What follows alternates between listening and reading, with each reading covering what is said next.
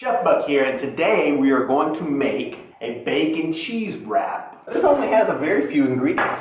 Bread, bacon, cheese. If you want, you can add something to go inside like jalapenos or onions or garlic or something like that. You want a crusty bread. Something with kind of a shell for stuffing.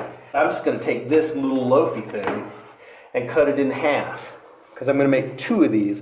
And I think this is a good size because it's not overly large, but it's large enough for an entree. But if you make it much bigger than this, then it's going to take a lot of bacon.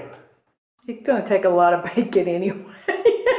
You said that like it was a bad thing. So we want to dig out a little cavern for our cheese.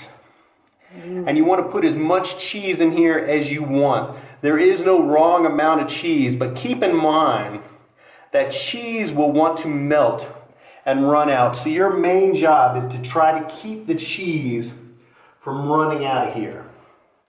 So I'm going to try to do that, and I'm going to reserve this to use as a plug. And the bread you use is very important. You know, I had to look around and tried a couple of different kinds of breads to find one that I was happy with. And I'm using a white cheese, a subtle cheese. It's the George Clooney of cheeses. So we're going to throw some cheese in here. Going to shove it in there. I'm going to use this bread here and just kind of plug it up. You want to use thin bacon because we're going to use quite a few strips to wrap around here. So you don't want to get overly thick bacon. So we're going to take our bread and we're going to give a nice little wrap around the front, kind of to seal the door, to seal the cheesy door with bacon. Next strip, I will overlap it again and wrap it around. And it doesn't matter how you wrap it, it really doesn't. There isn't a right way or a wrong way, as long as you wrap it as tightly as you can and overlap it as thinly as you can so that the bacon will cook as quickly as possible. See, I've got some gaps in there, but you know, that's what life is like. It's not perfect. So I'm giving it a nice little squeeze. Feels pretty good, feels very bacony. So I will try this little roll here. This doesn't seem like I got enough room, or it's not big enough to dig out a good cheese hole. Again, another technical cooking term, cheese hole.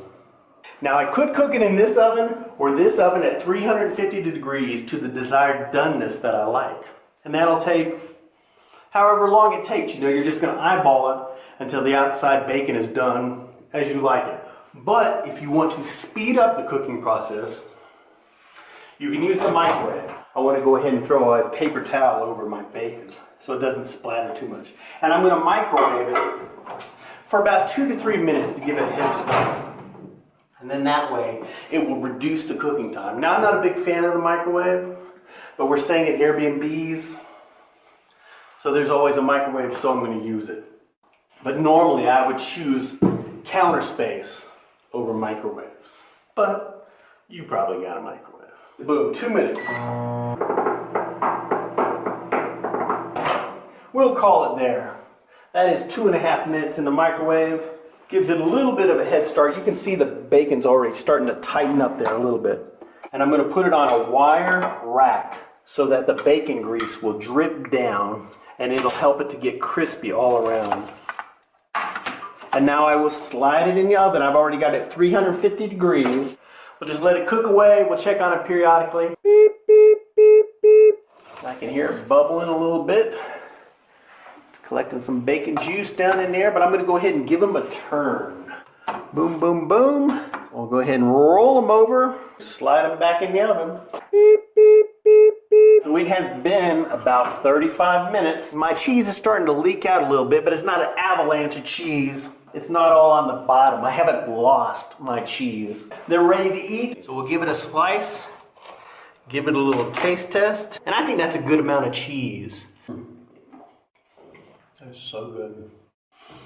I mean, it's bread, bacon, and cheese. How is it not going to be good? Thanks for watching, liking, subscribing, all that stuff.